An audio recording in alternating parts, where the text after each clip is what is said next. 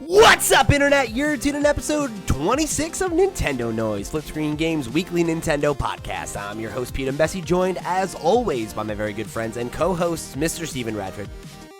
Hello, hello. Mr. Chuy Huerta. Goodbye, goodbye. And making her return for Ring Fit February, Sierra Plus Ultra. Oh no, wait, you're muted. Wait, try again. Sierra Plus Ultra. Hello? Yes! Hi! We nailed it. We got it. We're here. Perfect. Sorry about that. No worries. How you doing, Sierra? Good. How are you? Welcome back to the show. And you know what? Thank you so much. I don't think it's your fault. Steve and I were recording one more thing earlier today, and just halfway through the conversation, Discord just turned off. So, you know, if there's any technical issues, like 20 minutes of us solving what looked like Minecraft, Pete, and it was just horrendous. And we just have now come to the conclusion it was Discord being terrible.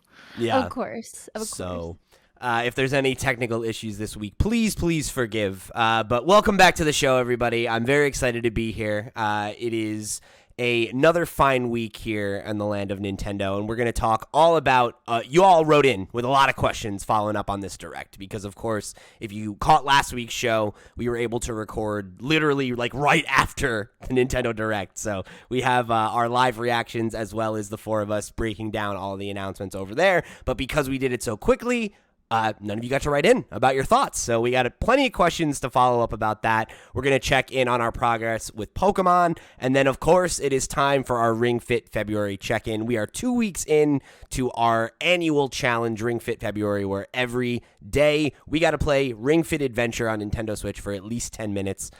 So we're going to talk about how these last 2 weeks have been going since we weren't able to check in on last week's show.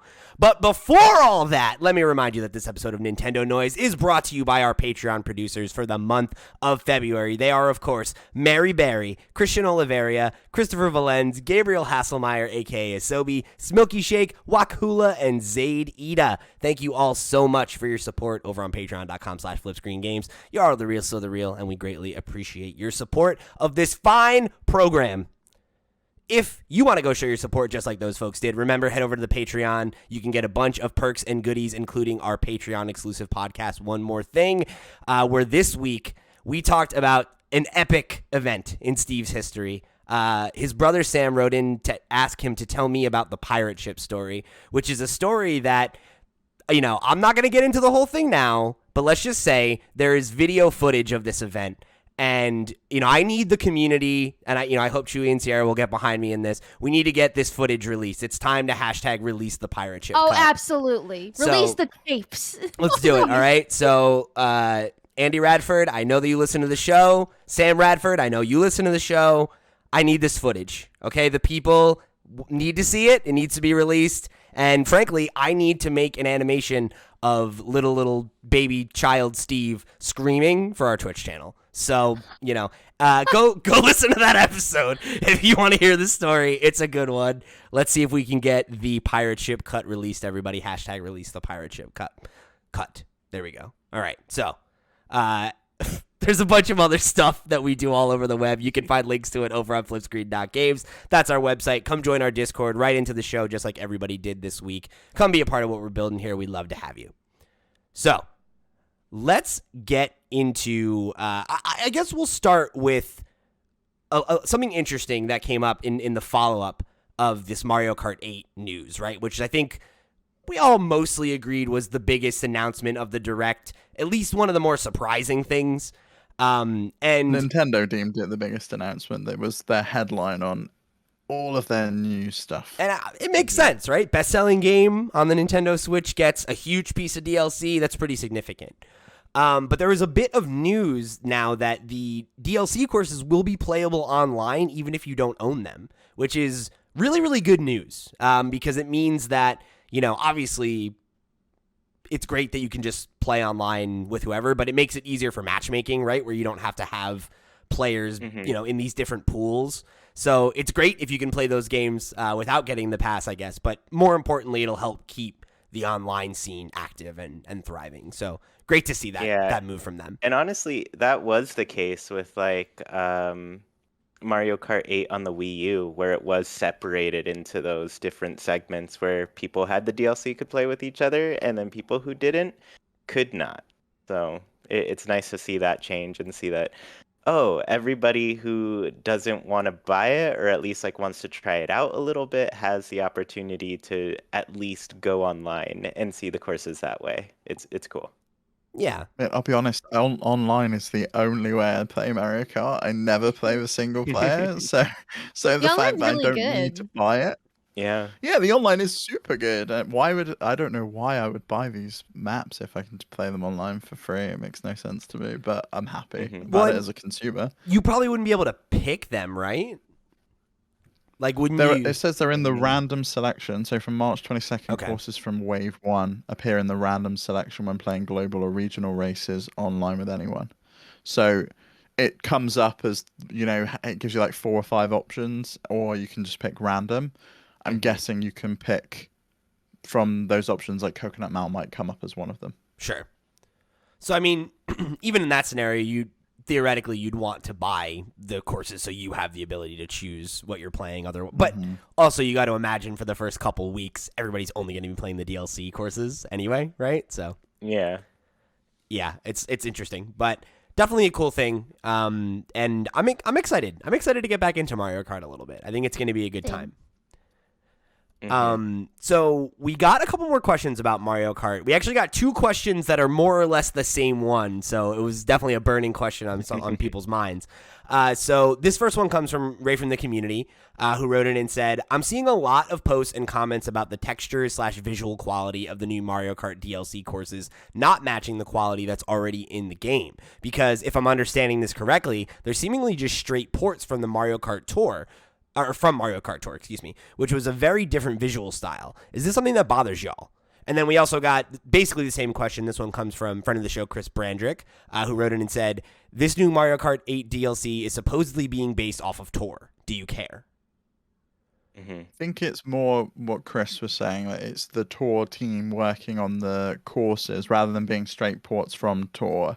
Because I don't think Coconut Mountain and some of the other courses that are coming are in Mario Kart Tour. I know there are some courses from Mario Kart Tour coming to Mario Kart 8, but for me, I don't think I care. Having looked at it, I saw, some of the DLC courses from the last time we had DLC for Mario Kart 8 look different. The Animal Crossing course, for example, looks very different in visual style to any of the other courses in the game. And I'm okay with it. I'm fine with it.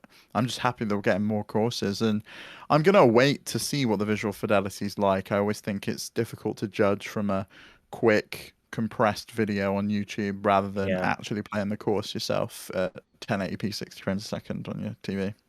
Mhm. Yeah, I think I'm one of the few people who got like really into Mario Kart Tour and had a good time with it, and I thought the visuals worked really well in that game specifically for like just a mobile game. I thought they're, pretty good from Nintendo. Good job from there. I think it'll feel a little bit disjointed once we finally get our hands on it, but I mean, it's all just like bonus stuff that tells me that, like, okay, as long as this other team is working on this DLC pack and stuff, like there's somebody out there working on whatever Mario Kart 9, 10, or 11 is. They're saving the big guns for the big new thing, right? So Yeah. I'm okay with it in that aspect, but yeah, I mean, I'm sure it'll play fine and do well. I thought Mario Kart Tour did okay, and at least like playing it, I was like, oh, this is engaging enough and I have a good time, but I don't need to spend money on it. But I guess they're gonna get my money one way or another. Yeah, right. I think it'll be good. I'm putting my trust in the tour team, and as long as it's a fun experience, like I'm not gonna dwell too much on the graphics. I think Mhm. it's just gonna be nice to get that refresh of content. Especially since we've all been playing Mario Kart 8 for years and years. Yeah. So, that's what I'm looking forward to the most, honestly. It's just like how it feels to play Mhm. those tracks. And Yeah. honestly, maybe it'll feel nicer to just get like some sort of different thing out of Mario Kart 8 Yeah. at this point, because it has been so long that we've had So this long. game. Yeah. Yeah, even And longer I if you know- were a Wii U owner, right? Like, Yup. Yeah, I ridiculously was. low for Wii U. And I know Mango in Discord was saying that it looks like they're actually adapting the courses as well to fit the Mario Kart 8 style a little bit more. Like if you look at the Coconut Mall stuff they've shown, where it was an elevator in the Wii version, escalator. they've replaced it with like a ramp. Mm. Yeah, escalator, not elevator. An escalator in the Wii version. It's now just one of those gravity ramp things that you got in Mario Kart 8 instead. So it's quite nice to see them making some adaptations. But I liked the escalators. I think they fit the map a little bit better. So I'm a little bit disappointed, but still my favorite map of all time. One of my favorite things is that I learned this week that Mal is the British pronunciation of mall. And No, hearing you say it like it's the Bristolian pronunciation of Mal. Excuse me. British people everywhere. I get told off all the time. No one understands how I say the word Mal, but that's how we say it from my hometown. So I'm not gonna lie to you. The Mario Kart Wii like is probably the one that I've played less than most. Right, so like I didn't immediately clock that Coconut Mall was a course. So when you said Coconut Mall, when I saw it, I consciously was like, oh, that's how Steve says mall, and I meant to bring it up and give you shit about it, and I never remembered to. So I'm glad that Chuy, presented the opportunity. I look at it as there's a space on the Monopoly board in the UK called Pall Mall, and it's pronounced Pall Mall. It's a place in London, and we call it a mall. So why would it not be pronounced Mall? Makes no sense. But we also say pasta instead of pasta, and we say Mario instead of Mario. Mario, I get a little bit more. That's like a thing that you could hear, like somebody in New York might say that, right? Like that's not that crazy to my American ears, but we're gonna just sidestep this Mal business. Yeah. To answer the question, I'm very aligned with what Sierra said, where it's like to me it's way more about the feel, right? Like if the courses feel good, I don't really care if they have like a slightly different look. And I wonder how much we'll notice that, because to Steve's point, some of the DLC courses already had their own look, and I never like clocked that when I'm playing the game. It's only when you like look at them in comparison and you're like, oh yeah, these do look different, because in context everything just looks like the course, right? Yeah. Right. Like the Hyrule Castle one's another one that stands out for me. It just looks totally different. It does not look like a Mario Kart course at all. And I quite like it for that. It's fresh. I think it's interesting to ride around. Yeah, it is fresh. I'm curious, another question for you guys. Like, what courses from other games that aren't in Mario Kart do you want to see? I don't even know. Like racing games, or just like courses from old Mario Kart games that might come into these like I'm the waves. worst person to ask for this. Skip me. I don't remember. Yeah, I don't know. Like I don't have that. I don't have the same connection to Mario Kart courses in the way that I do to like boards in Mario Party, where I'm like, I'm like, oh, I want this one back, right? Whereas like this, I'm like, like whatever ones they want to add are cool. Like that's Yeah. Well, I like the is it Banshee Boardwalk from the N64 one, the like Boo level? Sure. That one, I think that's what it was called, but it's from Mario Kart N64, and it is the most annoying one because it's like you drive on a pier and it's very slippery, and it's always the run killer for everybody with how that game works. But I like that one quite a bit because it's challenging and annoying. Apparently, it was on the DS version as well. Banshee. Oh yeah, it was. Mm-hmm. Well, there you go. And it's got a good name, Banshee Boardwalk. I like boardwalks. I like banshees. Let's do it. I'm behind Chewy's choice. I think we need another Rainbow Road. There must be one missing. All of the other ones are in there. Can we add I need a Rainbow Road that will literally kill me. we need Chewy's dream Rainbow Road, which was it the N64 one that makes you go around 3 times instead of just once, so it's like super long. It's like a Le Mans 24-hour slog around the Mario Kart course. That's the only one I need in my life. Chewy's just like, how can I make this more difficult? Right? How can I white knuckle as much as possible while playing this game? I respect it, Chuy. You're a champion. Those. Yeah, I just like those, the ones that are extra challenging for no reason. It's nice. It's your thing, and I respect it. It's either you want to have your teeth kicked in, or you want to relax and explore like a cute animal village. And these are the extreme dualities of man, and I respect that, buddy. So, jumping into this next question, this one goes from One Up Mango, who we were so excited for you when this stream happened, right? For the longest time in our Discord, Mango has had hashtag Wii Sports for Nintendo Switch in their name.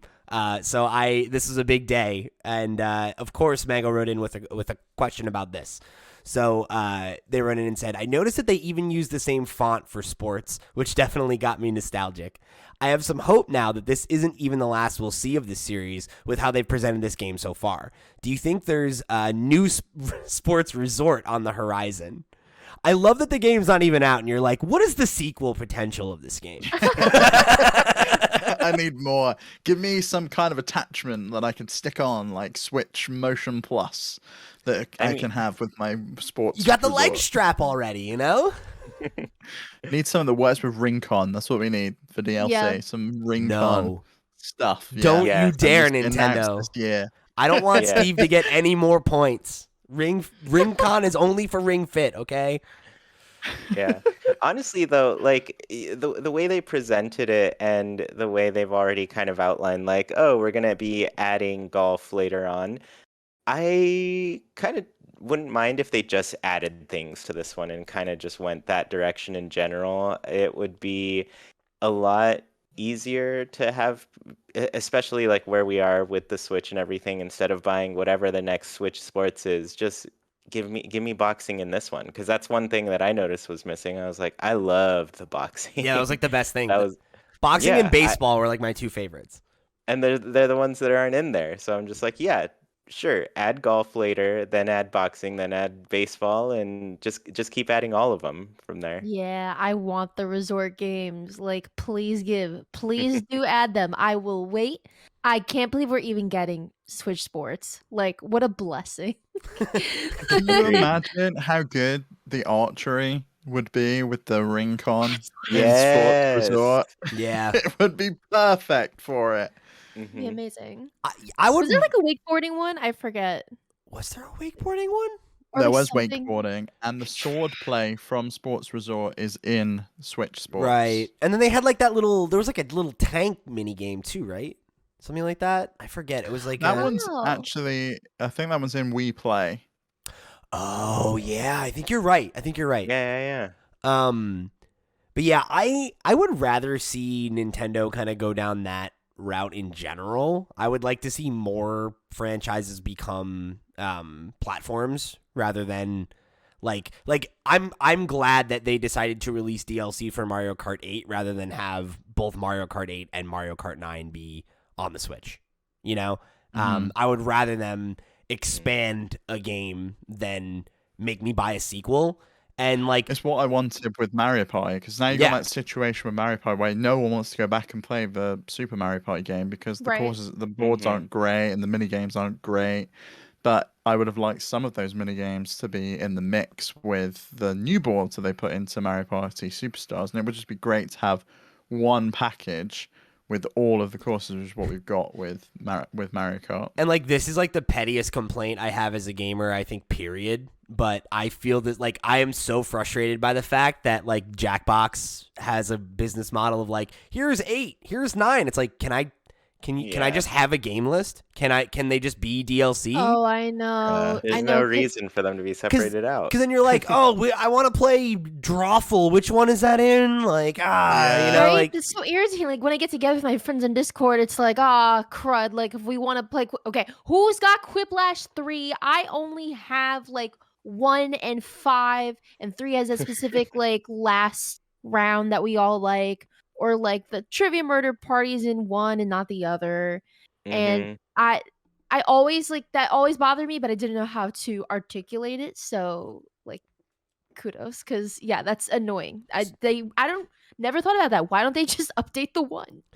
Or just like, again, like make it so that when I buy, like make it like a Hitman situation, right? Like if I buy 8 and I own 1 through 7, it just populates them all in. Like even if I had to like tab between them, like that would be fine. But like I just want it all in one launcher, you know? Mm-hmm. And I hate that on Switch, right? Like it was, we were talking about this. I don't know. We do too many podcasts for me to remember what show it was on. We were talking about Quick Resume, right? And how that's like the best quality of life feature on any console on the Xbox, where it's like extremely frustrating for me on my Switch, where I'm like, oh, it's time to play Ring Fit. Let me go. I've saved Pokemon. We'll get to it. That was the main reason I didn't play Pokemon. Because it was like, I've got to take the cartridge out, I've got to swap it over, I've got to take my Joy-Cons off of the fucking Ring-Con thing and out of the leg strap and slide them onto my Switch, and now I can finally play Pokemon. Here's the thing, Steve. The whole thing. You got to do the pro gamer move. You get your second set of Joy-Cons and just leave them connected. Or just have a second Switch, like Chuy. I think that's the move, ultimately. That's true. Two Switch. That's true. Or just download too many games. So yeah, my hope. I'm not going to download until they make the pricing the same. There's no way. I got Pokemon for £40. It was $60 on the eShop. There's zero chance I'm paying an extra £20 just to play Pokemon. True. Fair. But yeah, so I hope that we'll just continue to see them like have like a DLC rollout for the game. I think a season pass is something I'd like to see. You think they'll go that season pass and then chuck it on the expansion pack and do the same route that they did with Why not? with Mario Kart? I could see that. But I also think it's Chewy's suggestion of them just keep releasing them like they did with the Mario Golf courses, like they did with the Pokemon Snap update. I could see them just saying, "Oh, now it includes this. Now it includes this." I'm also curious as to whether this becomes the packing game with the Black Friday bundle. Because obviously Wii Sports was a huge success as the packing game. You do a Nintendo Switch Sports pack-in bundle. That's how they get your grandma to buy a Switch. You know? Yeah, and they're only selling it for $40 anyway. So why not? You can chuck the £1 leg strap in there. I'd say my only doubt with that is that finally they have something extra for you to buy for Mario Kart if you do get that as a pack-in. Because now it's like, this was the pack-in game. Here's a little free taste of the DLC, and oh yeah, you could buy it. You want to spend $25 though, right? Like, it's only $25. You already got this for free. What's another 25? You know. But I think the reason I feel like it does make sense to potentially like do free DLC and then also do paid DLC down the line. It worked really well for Animal Crossing. So why not? Mm-hmm. Right? You support the game as you're going to, right? And Splatoon. Sure. Right. And then you respond to like if there's interest, if people bought it, if it's really successful, then you add something later on.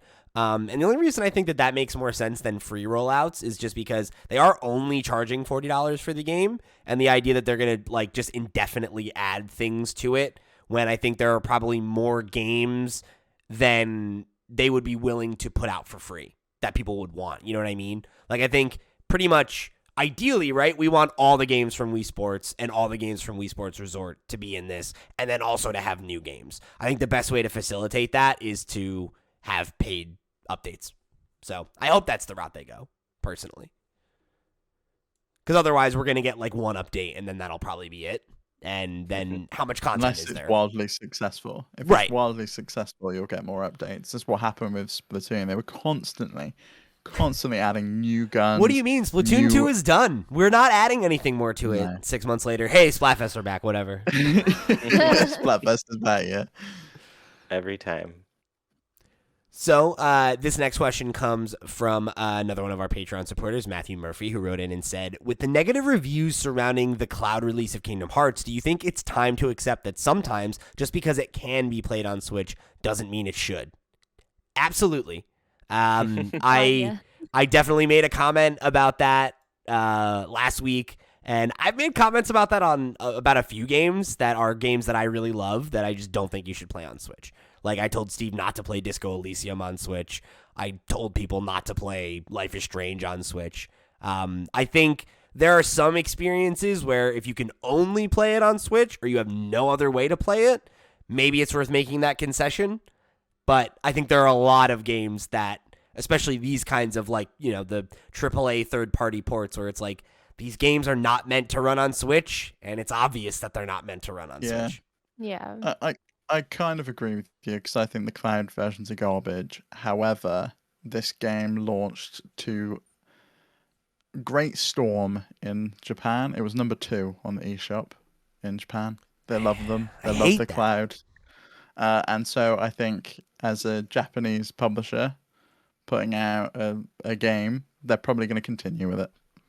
Man, that's like I have seen evidence. I have seen like an American streamer, I think, playing the game with like no problem. It did not seem like there were any visible frame rate drops whatsoever. They did discover a glitch with like bosses and stuff, which is funny. There's a glitch in the cloud versions where you can one shot kill a final boss. But What? That's awesome. it's with the Trinity Okay. thing. Okay. Yeah, Yeah. I've watched Kingdom Hearts for most of my life. I played 3, like half of it, and then I didn't feel like playing the rest of it and handed the controller off to my boyfriend. That makes sense. I say that as a Kingdom Hearts fan. But yeah, like even if like it plays well for some, I don't want to take that risk financially and just hope that that's the experience for me. That's not fair. Like it should be assumed that that will be the same experience for me, and therefore it is not a risk I'm willing to take. Yeah. Do they have a like demo test for this one? Because they did one for Control way back. Yeah, there is a demo for Kingdom Hearts, That's good. which allows you to check out, I think, the first hour to see if it works on your internet connection. And I do believe they've also got the 2 modes like they did in Control as well, the visual or the performance mode. And the performance mode actually requires a faster internet connection. I just don't think the technology is there for game streaming like this yet, you know? I think Xbox is probably the closest to it, and it's still very hit or miss. Still Right? needs work. Yeah, and it's very dependent on, like, if you have amazing internet and you got your Switch, you know, wired and you're not relying on Wi-Fi, yeah, you might be able to have a solid experience. But like, I don't know, like I feel like if you have that level of internet and like you care that much about internet speed, you also are probably the kind of person who either has a gaming PC or owns another console, and you're better off playing this on like PlayStation 4 or you know, something than PS2. yeah, shit. I mean, I would go back and play the original. So yeah, I definitely think so, Murphy. I think we've hit that point, and I think that's why people are eager for a Switch Pro or a successor, right? As much as we love the Switch, it would be nice to have a little bit more under the hood. You know, it would be nice to be able to play games that are a little beefier, but you know, we're just not there yet. So this next question comes from another one of our Patreon supporters, Smilky Shake, who wrote in and said, I think the game that Steve was thinking about at the beginning of the watch-along stream might be Pokemon Conquest. That was a Pokemon grid-based strategy game. God, I miss that so much. I can't believe we've never had a new entry. I had so much fun seeing you both react to the direct. Well, thanks for watching. Appreciate it. Yeah, thank you. I genuinely didn't know this game existed. This was a fantasy in my mind that I wanted a Pokemon grid-based strategy game. But I'm glad to hear it exists. Has anyone played this? I've Got it never right played here. Oh. it. Yes. Of course Chewy has. Yes. Yes, it is a Fire Emblem with Pokemon. It's incredible. I love it. Does it have the social elements and things? Do you like have to take Pikachu for lunch and stuff?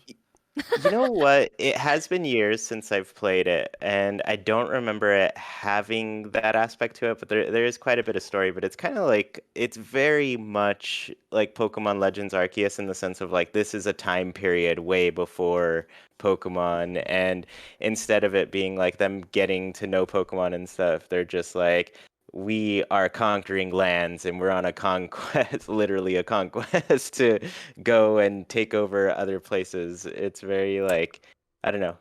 military heavy Was this and on that sort of thing. the DS or the 3DS?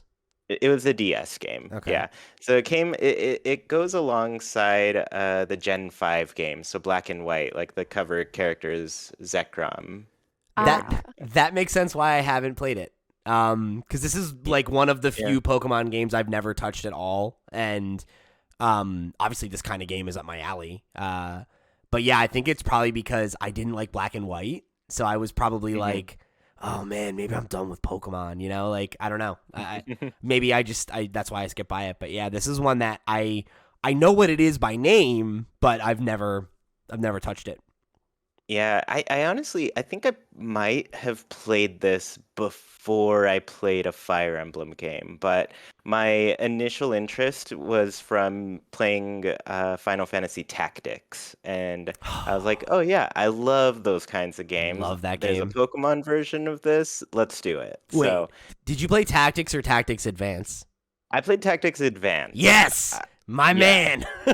Yeah, and I've always wanted to play the other ones because I think there's Tactics on PlayStation. It was PlayStation, right? Yeah. And then there was a Tactics Advance like 2 or something on the DS, which was weird. I was like, why is this still called Advance? I don't know. It confused me. It sounds cool. That's why. Yeah, but that game, honestly, I spent hundreds of hours on, and so I was like, oh, there's a Pokemon themed one? Yes, give me more. Maybe I'll stream this. This would be a very weird, obscure thing to do. I feel like our audience might show up for me playing this very obscure DS game. They definitely I'd would. watch. I've never seen it. I think a lot of people would. This game is like it. No, hardly anybody talks about it, but Deep it's solid. cut. The problem is streaming a DS game is a nightmare. Yes. Mm-hmm. Well, thankfully I have a totally legitimate DS with a capture card in it, which is illegal in and of itself. So Oh, Yeah, I've been borrowing it, so totally how you're gonna do it. All right, so Chewy, mail me that, and I definitely won't use an emulator to play it. Thanks, Nintendo. Okay, anyway, so this next question will take us into our Pokemon chat. So this one came from the episode where we actually talked about our initial impressions on Pokemon Legends Arceus like 2 weeks back, and this one comes from, I think it's Medi Lindegard Nielsen is how I'm gonna read that name. What do we think? What do we think, gang? Met Lindegard Nielsen. Okay, well, you know what, Matt? Yeah. You write in and let me know if that's correct. If it's Met or Medi. I don't know. It looks like Medi to me. But anyway, so they wrote in and said, if voice acting is added to Pokemon, should it be in all the languages that they translate to? I imagine that is one of the primary reasons that they do not do it, to be honest I don't with see you. an issue with it personally, because we had the same thing with Breath of the Wild, and you had voice acting in some languages and then subtitles for the languages that didn't support it. So very easy for you to say as one of the languages that'll definitely get it. Well, they added more after the fact to Breath of the Wild, if I remember correctly. I think you're right. Yeah. But I feel like English and Japanese would cover a lot of bases, maybe Spanish. Sure. And then you add subtitles to it anyway. Because a lot of Western people would want to play Japanese with subtitles regardless. That's true. Right. Yeah, I mean, I think there are probably a lot of people who would feel like that would be better than not, right? Because you got to imagine that there are like there are people in plenty of countries where like that's a normal thing, right? Like where you like will see a movie in English and it just has subtitles, right? The same way that that's how I watched Parasite, right? Like just is what it is. So yeah, I think should it? Yes. Will it? Probably not, right? I think what Steve is suggesting is probably far more likely. So before we get into some of the other questions we got into, let's talk a little bit about Pokemon. Let's talk about Pokemon, gang. So I guess I'll start with an update on where I'm at. I rolled credits on the game. I think somewhere between like 45 and 50 hours in. I spent a lot of time between our last, like when we talked about it 2 weeks ago and when I wrapped, just like doing side stuff and like filling out the decks and like, we streamed it and I played for like 3 hours and accomplished nothing like in the game, was just, screwing around doing the deck stuff. So but you were trying to catch shinies and failing terribly. I didn't try that hard, No, I know, we were too busy chatting. Yeah. But it was a disaster, that stream. It really was, in terms of It was great, progressing the game. It was fun. It was fun. Because you didn't want to show where you really were in the game, because it would ruin it for other people. So we were, I think, in the second zone. I had all of the like cool mounts and things spawned for me. They were awesome. You were never gonna get there anyway. No, I wasn't gonna go there. No. But so I wrapped it. I think the thing I was most surprised by, I was talking about this with Chuy off mic before we started recording, which is that Chuy is now approaching the last noble and is kind of like, I'm like ready to roll credits on this and kind of like get into post game or like be done. And I had that same feeling around that period in the game and was like, cool, I'm going to go roll credits, and then realized that there was quite a bit more story left. So without spoiling anything, there is more after you, clear all the nobles. So if you're holding out, like I know a lot of people were 2 weeks ago, where they're like, I'm 30 hours in and I'm only on the second stage, like move things along a little bit. You got a ways to go. That would be my piece of advice to you.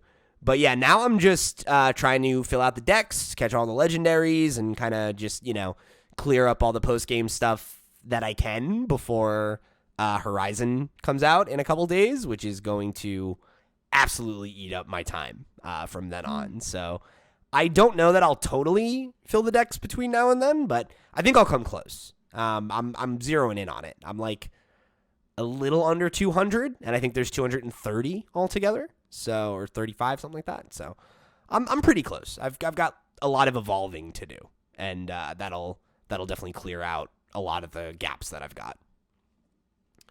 Nice. So, Steve, I know where you are, so why don't you just go next, because you have the least to say.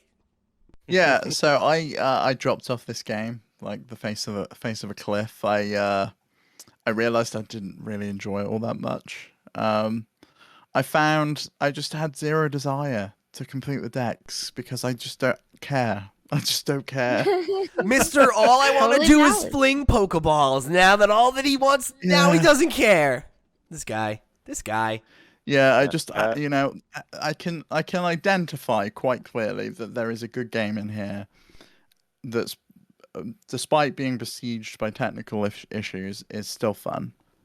But it's not for me. I don't like the grinding. I don't like the repetition. I don't like the constant, like, having to find items in order to craft things in order to go and hunt specific Pokemon. I need a specific ball or a specific like item of food. I don't care about any of it, so I have given up. I'm about 10 to 12 hours into the game and I'm just done. Nothing wrong with that. No, it's totally fine. Normalize not completing games. Yeah. Simply just saying, I'm done with you. I've The definitely Andy. normalized that, Sierra. Don't worry. I think Steve is the most visible person in gaming who's like, I don't want to finish anything. I love it. Hey, you There's know so what? many games. There's so many. I get it. I can't play that way, but I get it. I respect it, So, Steve, you bounced off. It happens to the best of us.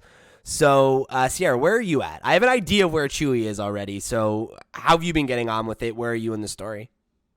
So I am about to take on the 4th noble, Okay. Electrode. I am very behind. I'm so behind. But I have been grinding, like in my free time. I've been playing it a lot. I signed into Animal Crossing for the first time this weekend, and they're like, "Wow, you've been gone a month." I was like, "Oh, it's been that long." So, I don't. But that's not even how long the game's been out. So interesting. But on my part, I what's it called? I feel like I have so much to do, but like I'm enjoying it. Like I'm very eager to evolve more my Pokemon. I've done a lot of that. I've been getting a little more brave throwing Pokeballs at flying Pokemon. Oh Uh, yeah. which I and now that I have wing balls, it's like a little easier. So I've been doing that. And it's I've also been going back to a lot of the earlier areas with my new mounts. Yeah. And just trying to explore more. It's so disappointing when you're scaling a cliff and then the mountains start to turn purple and then they're like, you can't go Yeah. any far. I'm like, why not? But like, okay, fine. It's kind of weird when you go to the boundaries of like where the world breaks and And it's then just like fog. It's like, no, you can't turn around. yeah, it Mhm. like kind of it breaks the simulation of it. I'm like, oh yeah, this is weird. Like, let me try to not do this again. Especially with like how And- easy it is to do once you have the flying mount. It's like very easy to just be like flying up a cliff and then it's like, True. oh hey, like you're off the bounds, turn around. It's like, oh, Yeah. it's not Um, it's not great. Like it doesn't feel great when Right, that I happens. like- never had that feeling in Breath of the Wild though, and I guess you can Yeah. break the bounds in that, but they did it in a way where you knew you were going to die if you went in that direction. Like you were Mhm. going to slip Yeah. and fall, or you were going to fall off a cliff. I would It was rather like done environmentally rather than just here's a barrier. it feels natural, right? Like Mhm. you're like, oh, okay, like this is like a valley I'm not gonna go past because it's getting me further away from Hyrule, right? Like why would I go in Right. that direction? You know, it feels like a natural environmental limitation rather than yes, I've hit the invisible wall. Thank you, PlayStation 1. Yeah, at the top of the ceiling. Yeah, which is just, it's not a great feeling, like, especially when you do have moments where you're, like, really immersed, and then you're like, oh, that sucks, right? I'm playing a video game. Yeah, exactly. But yeah, I'm looking forward to finishing it ASAP. Gonna try to clock a lot of hours this week. Let's see what happens. And then I'm trying to like bulldoze through the story and then enjoy Dex completing Yeah. and shiny hunting afterwards. Yeah, I think that's smart to do. I definitely feel like I like put the cart before the horse a little bit, and I was trying to like be like, I'm gonna do everything before I advance stuff, and I don't think the game wants you to do that. Like you keep Yeah. getting new side quests even after the main game is over, so I very much think that you're kind of supposed to, oh yeah, do some of these and then move on, and then like you can you'll have stuff to do later. Don't worry about it. You have plenty of time later. So yeah, I think that's wise. Like wrap it up, roll credits on it, get that sense of completion, get all your perks, and then you can play for as long as you feel like, until you Yeah. burn out. So what about you, Chewy? I agree. I guess I feel like I got very lost in this world in ways that I haven't in Pokemon for a real long time. So I had a great time just going through, catching everything, and I'm still having fun with that, and I still kind of feel a desire to keep catching them. But I think I'm at that same point where I'm like, okay, now that I've seen all of these different landscapes and seen the different Pokemon that appear here, I'm ready to get to the end of whatever the story is. And I think after I would like to do shiny hunting.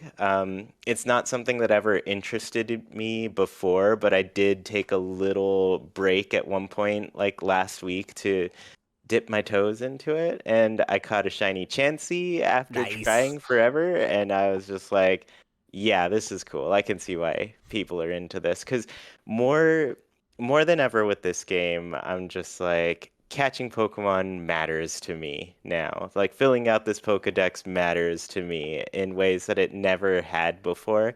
And so I don't feel like when I finish whatever the story is, like I'm gonna drop off immediately. I still feel like, oh yeah, I want to go to this place and be like, oh, I was too lazy to catch this Pokemon because it's super aggressive, or it's one that I only encounter with trees and I have to battle it. Because I think the most fun I have with this one is being stealthy and just like sneaking up on Pokemon and stuff. And that's something that I've never been interested in games. I am not good at stealth portions in games. Same. Every time that happened in Breath of the Wild, I was just like, oh, well, I died for the 50th time here. That's so funny. My bandmate M said the exact same thing. Like, I've never ever engaged with a stealth system in a game and enjoyed it before, but I love sneaking around in this game. That's Same. so Yeah. strange. I love stealth. I remember watching Sierra stream doing the Yiga clan hideout. It was so funny. I was reliving it when when you were doing that, Sierra. I was just like, "Yep, this is my life. I can't do these parts." Oh my god, that stream! Oh my god, I'm glad y'all were there for it It was because so that funny. was so stressful. Yeah. So much anger. So, yeah, I don't know. I think this game does cool things. I definitely like the direction that it's taking Pokemon, and I hope they can, even if they don't like replicate the importance I feel the Pokedex has, I want the next game to feel as like, well, I guess cohesive, you know? Yeah. This game feels like all of these elements really work together really positively. It's the best loop they've had, I think, ever. You know, and like, Yeah. I think that's a huge thing for me, for a game to really like get its hooks in to make me want to just keep playing, is like having a satisfying loop, right? Like that's what drives you to play post game. That's what drives you to platinum or get all the achievements or whatever, you know, platform you're playing on. And I feel like Pokemon has never done that well. You know, like it's like the loop of battling feels good. Like it's fun to battle other trainers when they're not brain dead. But yeah, it's like, I don't know, the whole, I just am so into the go out, get what I'm gonna get, see the numbers go up, you know, check these boxes. Oh, I'm here and there's this Pokemon. What research tasks do I still have open? What's my level on this? Like, it just clicks, and every system feeds into the other systems really well. And I think legit, as I am here now approaching 60 hours in the game, my one thing is I really, really hope that idea we talked about for the DLC comes to fruition, because I just want more trainer battles, because the trainer battles are there are fun, but I want characters that have 6 Pokemon, you know, because like the last couple trainer battles, there's a couple that you two haven't gotten to yet that are like, oh yeah, okay, like these, you know, they got 4 Pokemon, they have strats, like they're actually making me work for this. And, you know, like I lost 3 Pokemon in a battle, and I was like, I have not had that when it wasn't, you know, a power imbalance with a wild Pokemon I was trying to catch, right? Yeah. The worst is when you were going into one of those fields, distortion fields, and you throw a Pokemon, and then like 3 or 4 of them would spawn around at the Pokemon same time. Just It's body you. at the horrifying. exact same time, and it's gone. It's annihilated. There's 0 chance that you were gonna win that battle. Yeah, your first Pokemon's just taking hits, you know? Yeah. And the Pokemon trainers and just like the battles in general in this game is like, I understand that this world is built in this way where it's like people are afraid of Pokemon. They don't really venture outside of Jubilife. They do their thing and stay under, you know, the protection that they've got there. And I think that little detail is like one they definitely took into account, but I also feel like unfortunately holds that aspect of the game back for sure. Yeah. And so that's one I think they could have a lot of fun with in future Pokemon games, where it's like, oh yeah, there's a lot of people out here. We're just ready to hop out and battle you. Just give me a battle tower, right? Like, yeah. the battle tower from Emerald, where it was like, okay, like you're done. There's this post-game thing where every time you go and fight, there are these really strong and you know, AI NPCs. Their teams are randomized, so you're constantly getting new combinations. Like, fight as long as you can fight with the best team you have, right? Like, that's satisfying. Like, that gives me something to work for in the post game, to be like, okay, yeah, like the team I beat the game with is good, but like they could be stronger. Let me grind out the dust. Let me, I keep getting beat by this type of Pokemon. Let me make sure I have this type on my team, and like getting into, you know, more of that angle of it. That's the thing about Pokemon that I've always had the most fun with, is like the tough battles. And, you know, I am bummed that this game doesn't have an outlet for that now that I'm done. And I'm like, I have all these Pokemon that are so strong, and like, like there's no one to battle. Dang. And And I'm surprised too because it felt like in Jubilife they have that whole little training facility and a Yeah. little, the setup to have Pokemon battles, and I'm like, I had one battle there. Let me have more. Let me experience a little bit of a challenge with other people who are out here training. I really Yeah. hope that guy is a tease for DLC, and that's going to be the thing. That eventually you'll be able to have a lot more people come and battle you there. That's my hope.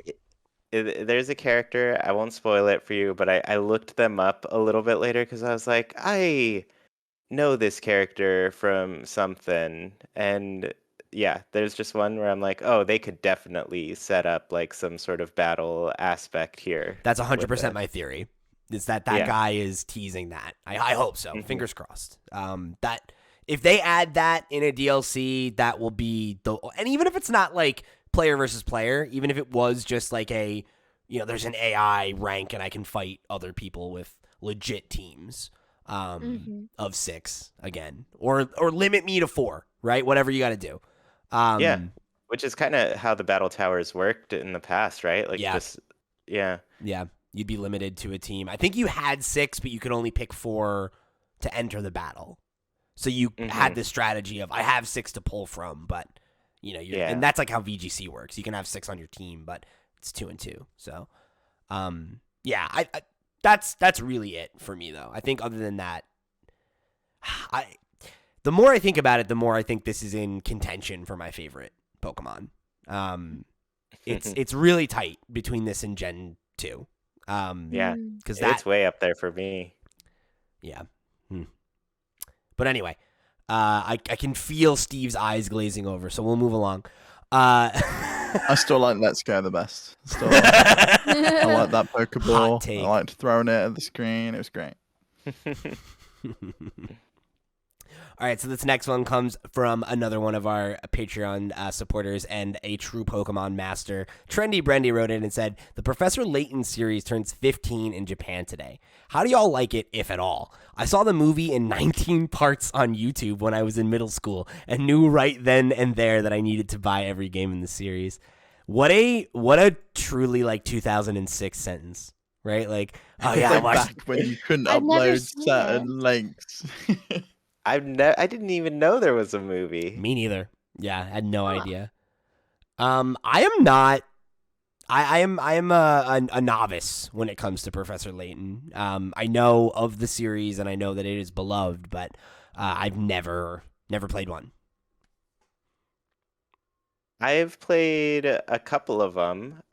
Kind of some of the later games that were on the 3DS are the ones that I played. I think it was like Azran Legacy or something like that. Funny enough, and that then- is the trailer I'm playing right now. Oh, fun. Yeah.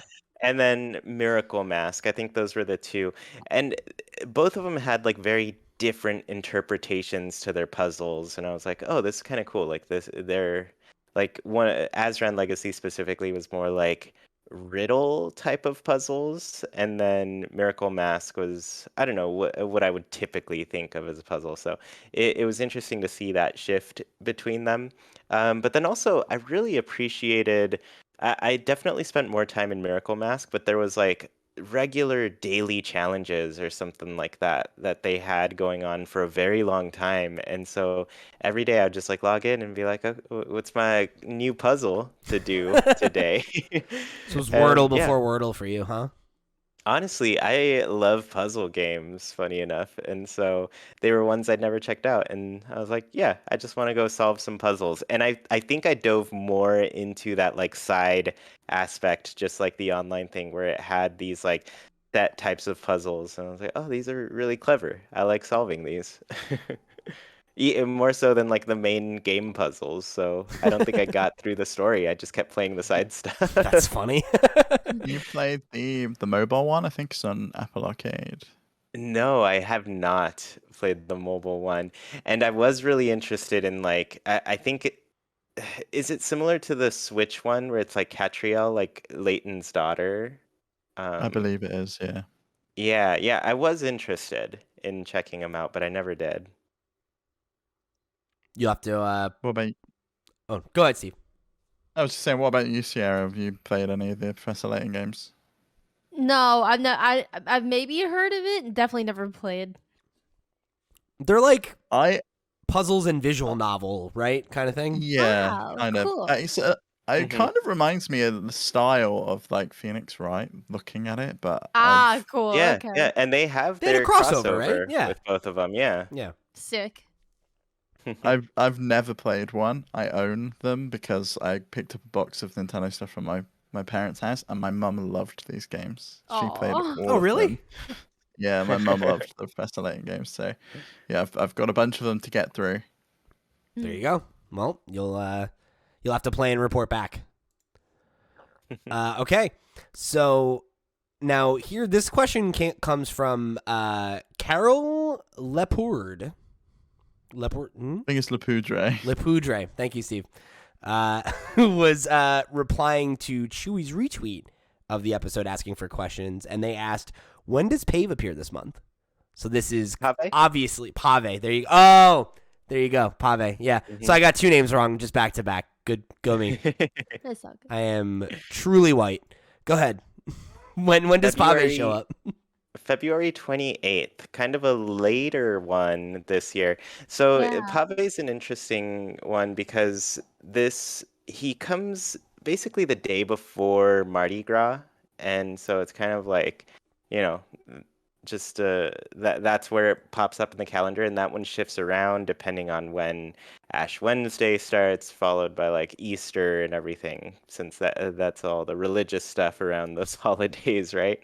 But yeah, he'll show up kind of late, and this one's a fun one because last year he came up at a time when it was still snowy, and I think the snow will be melted in the game this year, and that'll just give it a different vibe, a little bit more green and everything.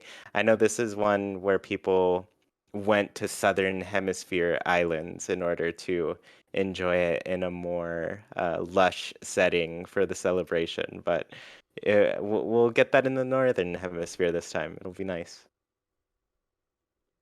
Very nice. Sierra, do you think that Pavé showing up could be the thing that brings you back? Or are you going to abandon your villagers for another month? No, I will be sure to be prepared in time for the coming of the bird. I won't miss it. I won't miss it. I actually, when I started like my game up again for the first time in a month this weekend, I saw that like the decorations are back in the store, so I'll stock up on the festive garments and all the stuff. Get a Yeah. nice little one of those, the masks. What are they called? Yeah.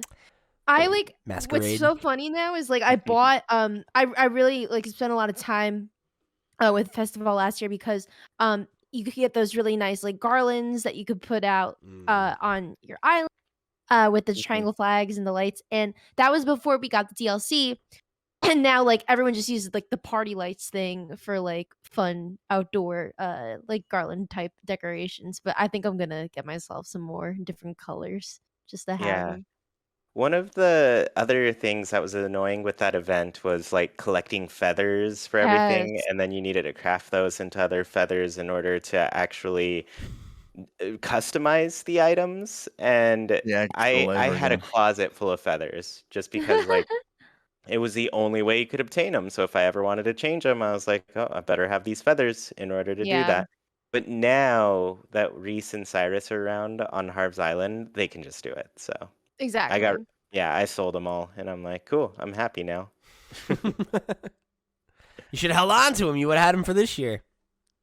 I mean, now I don't need them, is what I'm saying. Yeah, but won't there be new items or something else? Or is it the same stuff? I mean, there might be new items. There will probably be new stuff, but it tends to be like a lot of the same things Yeah. All right, you'll be fine. after then. you've played it for 1 year. Yeah. Awesome. All right, so let's jump into our talking point for the week. It is time to do a little bit of Ring Fit February check-ins. Like I said at the top of the show, we are 2 weeks in. Let's, we'll do a check-in. How we all doing? How are we surviving? Are we doing any other healthy things for Ring Fit February? So, Sierra, you're our guest. Why don't you start? How have you been making out Okay. 2 weeks in? All right, the bad news is I've already failed Oh no! So, Friday, I had a migraine that was some of the most insurmountable pain I've ever felt, and it kind of trailed into the weekend, and like I still feel like a little bit of it today. The like aftershock. Yeah. I don't know if this is like a millennial thing, but like ran out of Advil apparently a long time ago and just could not muster up the strength to go out and buy it. So I was really going through it. I managed to get every workout in this month except for the Friday one. It was just a really bad day. The pain and not a great mental health day. But otherwise, I've been faring pretty well, getting in my 10 minutes every day by any means necessary, whether that's like a lunchtime workout or squeeze it in between work and stream. On the weekends I get really into it because I'm like, all right, I got nothing going on today, like I can just get lost in this, and like I'll do like a nice long workout. I feel pretty carved. I'm feeling good. I've never done a challenge and like stuck to it for the most part in regards to like fitness challenges, and I feel like the repercussions is not the word. I feel the positive benefits Sure. to it. And we're like just hitting like 2 weeks in. Like I feel really good. So I'm really excited to keep going. I'm noticing things about the game I never noticed before because I'm playing it every day. Like I didn't notice that when you change your fit skills or whatever, that the estimated time for that area that you're about to do changes. Oh yeah. Oh, really? Yeah, it's trippy because I was like messing around with the moves I had picked, and like I saw the numbers change because like now that I have this challenge, like you have to do a minimum of 10 minutes. I'm like, all right, I got to try to hit my minimum of 10. So like I'll hit this one, which is 6 minutes, and that one, which is 5. But then I noticed that when I was like switching out moves, like, oh, I thought that just said it was going to take me 6 minutes to beat it. Now it says 7. Interesting. Huh. So yeah, things like that. Knee assist is I've never used that before, but I decided to try it because I have bad knees, not horrible, but nah. But I never knew that the assists were literally just you press a button. I thought it was like they'll be a little more forgiving with how far you squat. This was my main issue with it when we did this last year, is there needs to be more of a difficulty slider. But it needs to be make the leg stuff easier and the arm stuff harder, because I'm at a point where I've got such a disparity between the difficulty levels that I've kept it where I've kept it, because when I was doing a leg session it was so hard, it was ridiculous. I could not do it. But when I go into the arm stuff or the ab stuff, it's just easy. It's a piece of cake. So much easier. Yeah. They should have it where like you can set different difficulty levels, like you said, for like upper body, lower body, torso, etc. Because like it makes the distinction of there being those different types of exercises. So like why not allow me that level of kind of granular control? Because like I mean, for like someone like me who's overweight, like my upper body strength is a lot better than my low. Like not that my legs are weak, but I'm fat. Like it's like doing squats is I'm having to lift a lot of weight because I'm a heavy dude. Whereas like my arms are, I can lift pretty well, so it's like, it is frustrating to be like, I want to keep pushing myself to build my upper body strength, but then on these squats, it's like, oh my God, like my legs are screaming by the end of it, I swear the game was trolling me today because I did the end of World 9. And it's just tons and tons of squats. If you haven't got to World 9, by the way, the final boss is just tons of squats before you get to him.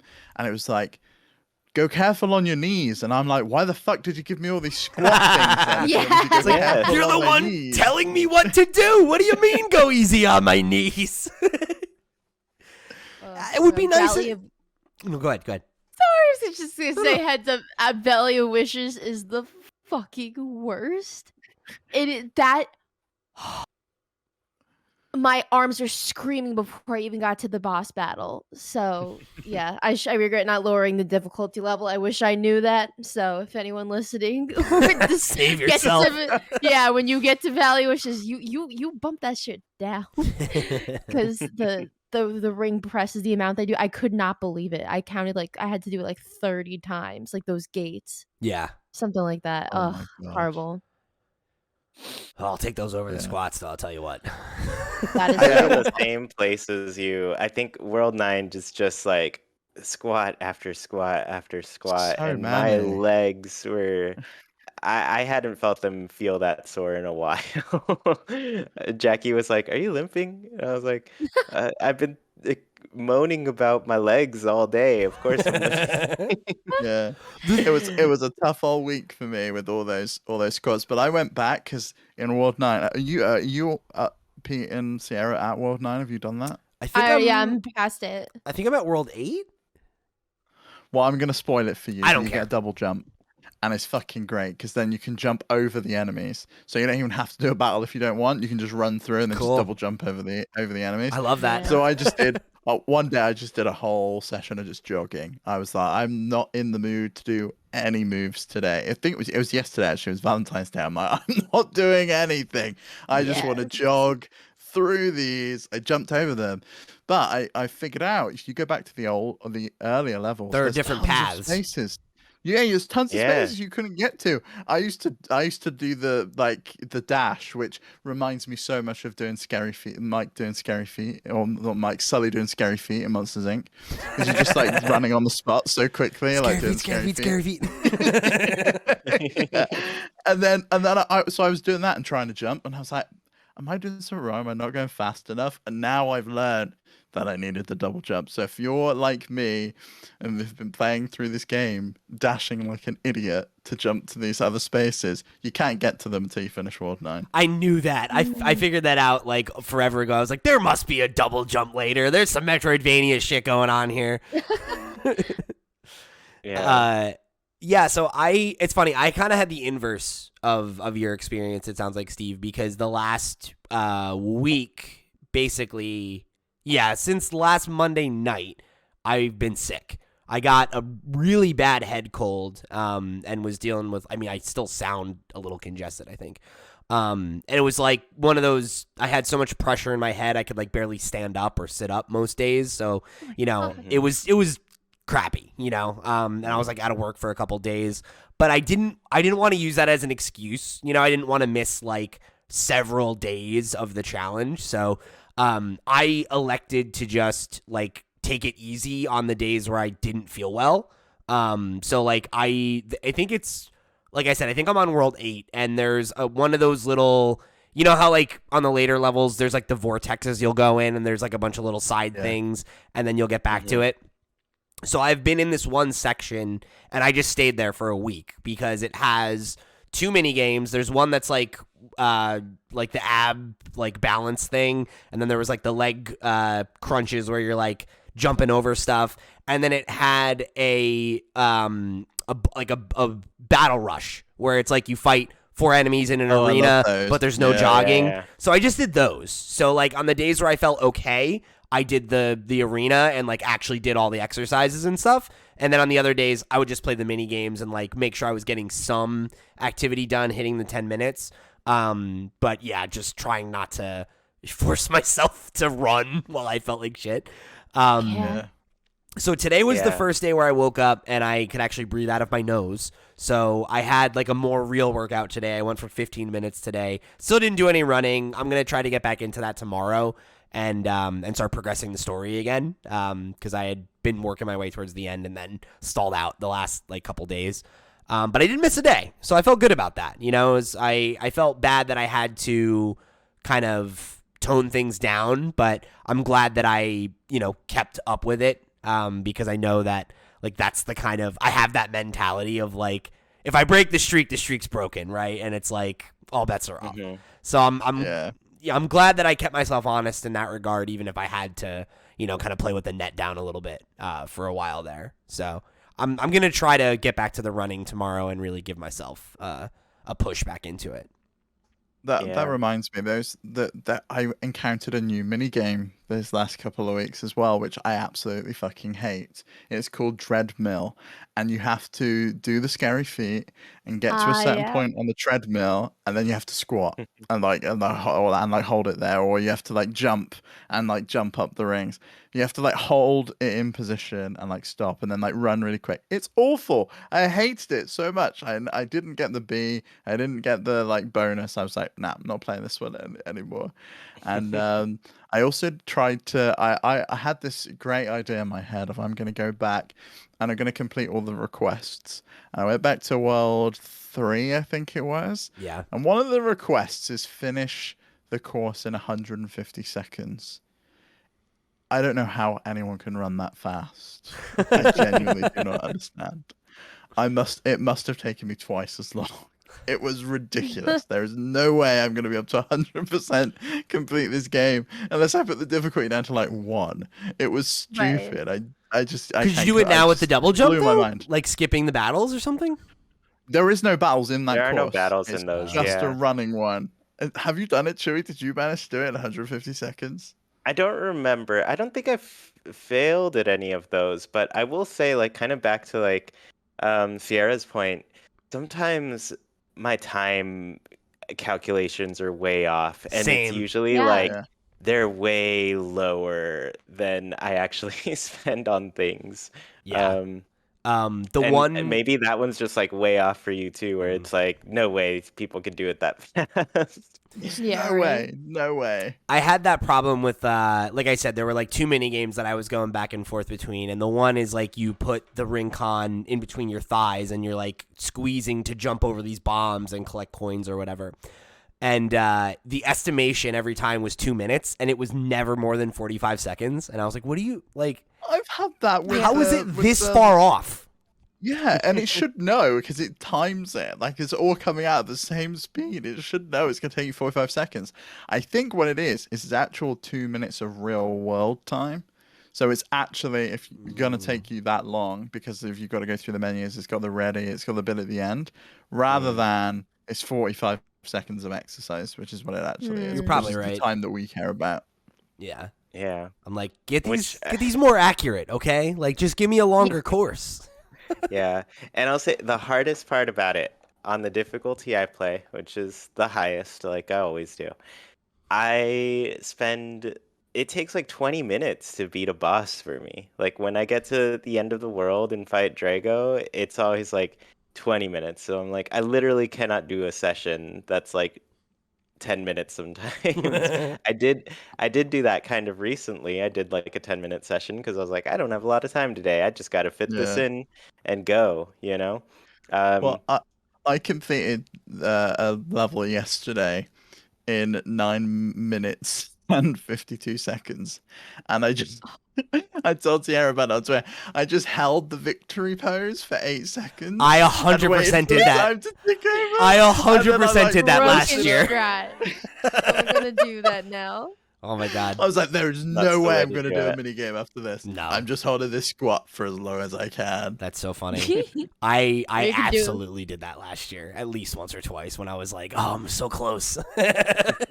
Yeah. But I Well, I did- guess I should say I'm in the Sierra Club. I also missed a day this time Oh yeah, around. you were gonna tell the story. I was very Mhm. interested. Well, okay. So it was I missed Saturday, the most recent Saturday. And basically all that happened was a friend came into town for the weekend. Got here like late Friday night, left Sunday morning, but they came into town and just Saturday was just really packed the entire time. And there wasn't a moment to just like fit it in and not I feel like it would have just been awkward to try to Yeah, fit it in I get you. anyways. But we went and saw the Beths on Saturday. Nice. And it was a fun show. But specifically with your comments here, because you used the word stoke, like you were stoked or something, right? And I was like, oh, it's funny you use that word. Liz from the Beths, her last name is Stokes. And I was like, "Oh, yeah, Oh. There you you're go. just watching me. You know what I'm up to." Full circle. We thought you were talking about fire or Yeah. something, right? Yeah, yeah. And I I was like, "You know what? farted I'm my gonna keep it that ringtone. way."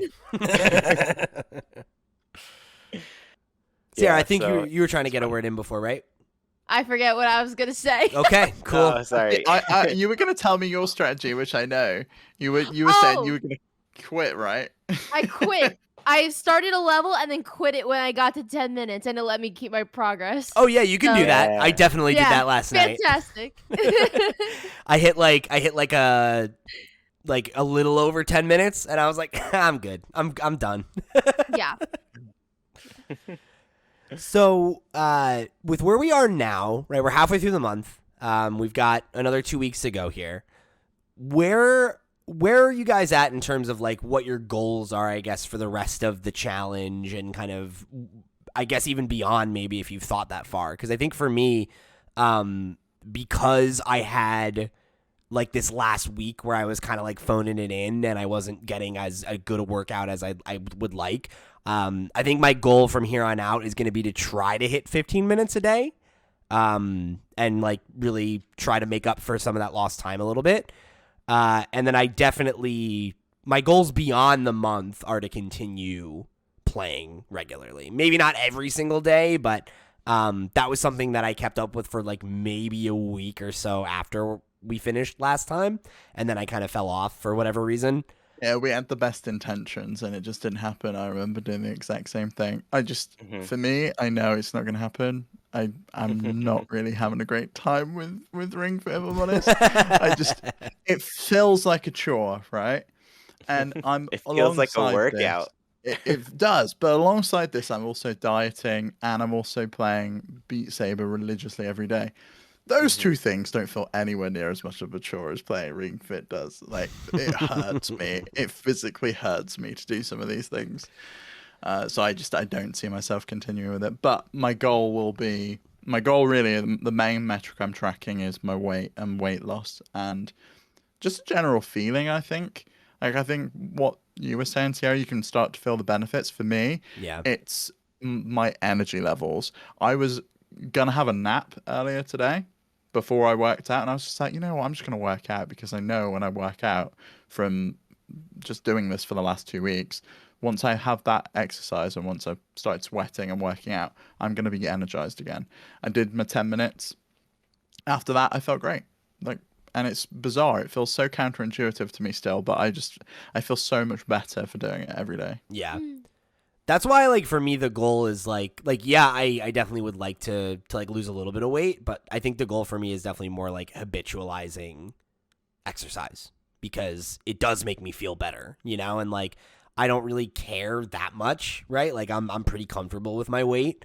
I just want to be healthier and feel better, you know? And like, that's it for me, you know? Like, if I get that out of this, that's more than enough. Mm-hmm. Yeah, I think that's good. I think I would personally like to beat the game. There's like an ending, and I feel like I've made more progress than I expected to in like these sessions, right? Um, You gotta be my almost there, main right? issue, what was that? You gotta almost be there, right? I don't know. I think I'm on world 11 at the moment. Um, but I think like my main issue with it is just like it kind of takes long to get 30 minutes of exercise in, whereas I'll go on like a walk or something after because I do that in addition to this, and I'm like, Yeah. that's like constant exercise for like an hour, right? If I'm walking for an hour, and so it only takes an hour to get that hour, whereas here I'm like, 30 minutes, it took me like an hour to get this 30 minutes of exercise. So Yeah. Oh, I spent 10 minutes today making smoothies. It was just like constant. I need a load of smoothies to go in and beat this bus. yeah. So I don't know. That's the difficulty with it for me, but I think I'd like Yeah. to get to the end. I just don't know if I'll ever feel like I have the time to. I Yeah. feel that on a spiritual level. Cause yeah, my goal is to just get through do the challenge. Don't miss another day. I will say that like I said earlier, like I've never done like a daily challenge before Yeah. because I didn't. It was partly because the anxiety of like what if I like don't do it correctly, and also just like making the time for it, and it's like when you like do a thing like this with friends, that makes it like so much more fun, so much easier. Yeah. So, it's made it, it's made that possible. Like the taking the initiative, like making that time, and so that we have like something to talk about every week. So there's that, and like, um, what's it called? I just like I'm glad that I like I already got over my worst fear, which is like missing a day, and it's like in the past, and it's like okay, like going forward, like you know uh gonna do my best to prevent that again, and probably I'll probably make it. I really think I will make it till the end of the month. So that I'd love to squeeze in more time, but it's been hard. It's been hard because like I when I play Ring Fit, I normally play like 3-4 days a week. But going forward after this month, I would like to try to make it a goal to do 5 days a week. Even if it's just quick lunchtime workout, just like I Yeah. have been to meet that minimum.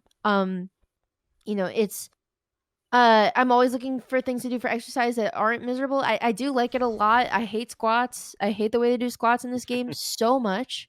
But it's been great. So hopefully when it gets warmer out, compounding Ring Fit with like hitting the bag in my backyard and like lifting weights and stuff. And like then I think that'll really like set over like, like getting those gains in, because that's what Yeah.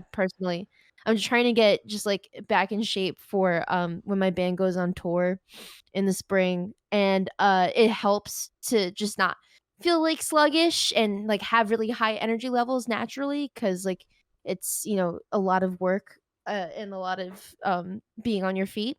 So that this has been a tremendous way to get prepared for that.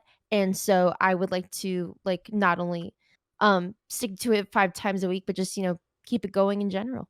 Yeah, I think that's the thing, right? Like I know when Steve and I had the idea for this last year, right, we set these rules to like keep us honest or whatever, but I think the whole thing of like when we talk to people about it, it's like, hey, like we're holding ourselves to these rules, right? But like like whatever inspires you to get up and do it to whatever degree is like positive, right? So it's like, yeah, like you miss a day, like you miss a day, right? Like as long as you do it the next day, like that's what's important, Right. Don't habitualize like not doing anything, right? That was the goal because that was the reality for Steve and I. So yeah, I think for me, like I know that I need something to keep me accountable. The times in my life when I've been the most healthy and the most consistent, like working out, was when I had somebody to work out with, whether it was like my roommate in college or like one of my best friends when we both got out of school and moved back to our old hometown for a while. Like we had a day and we'd go and it would be like, I'd go by myself sometimes, but more often than not, like the thing that got me to go. And then when you're there on your own, your friend's not there, so you're sort of just like, going slowly on the exercise bike, and you're not really paying attention because you're just listening to your podcast and just slowly going along rather than really properly working out. Yeah, I mean, I was pretty good about it, but like it would be I wasn't. I was dreadful. For me, it's the starting, right? Like it's like once I'm doing it, I want to do it right and not like bullshit myself, right? Like if I'm gonna go and put on the clothes and go to the gym and all, like I might as well work out, right? I went this, Right. I got this far. It's the I'm tired after work or this, and I don't really have the energy to do this, and like I feel burnt out, and the last thing I want to do right now is push myself to physically feel worse, right? But that's, you got to get past that part, and like that's what Ring Fit does for me, is like it gives me the challenge gives me the excuse to do it, but Ring Fit gives me direction, right? Where it's like, hey, like work out this part of your body, work out this part of your body. And like, I don't have that, I've never been fit before, right? I've never had to condition myself for anything. So like when I would go, it'd be like, yeah, I'll run for like 30 minutes and then lift some weights. And I don't know, I did something, right? Like that's something. Yeah. But I like that this gives me a curriculum to follow, Yeah.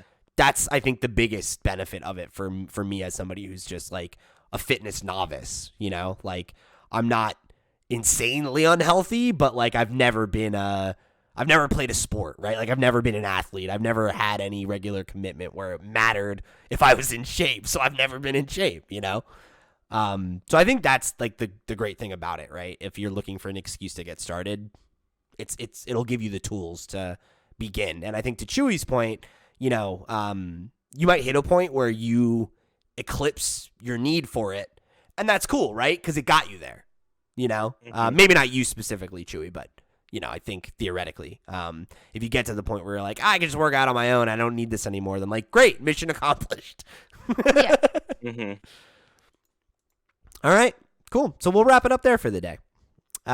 Sierra, thank you again for joining us. Thank you for having me.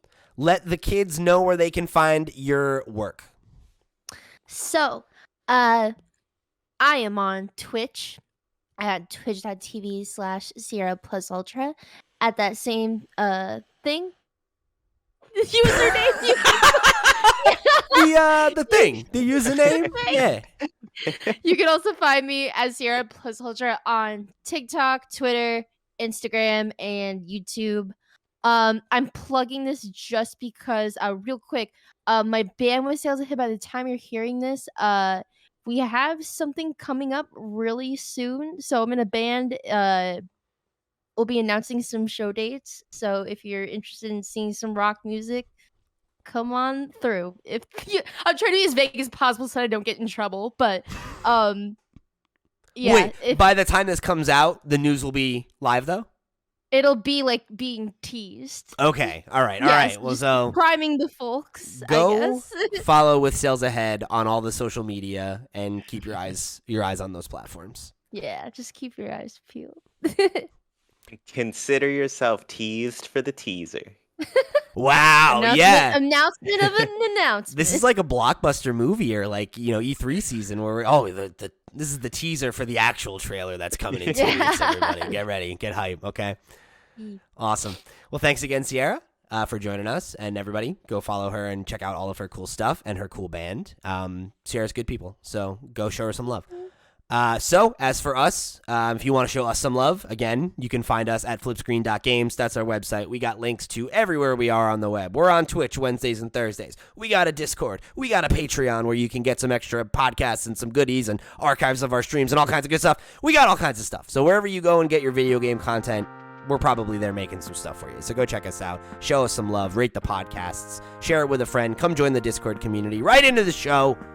However you choose to interact, we appreciate that you choose to interact with us. So thank you for coming in for another episode of Nintendo Noise. We'll catch you next week.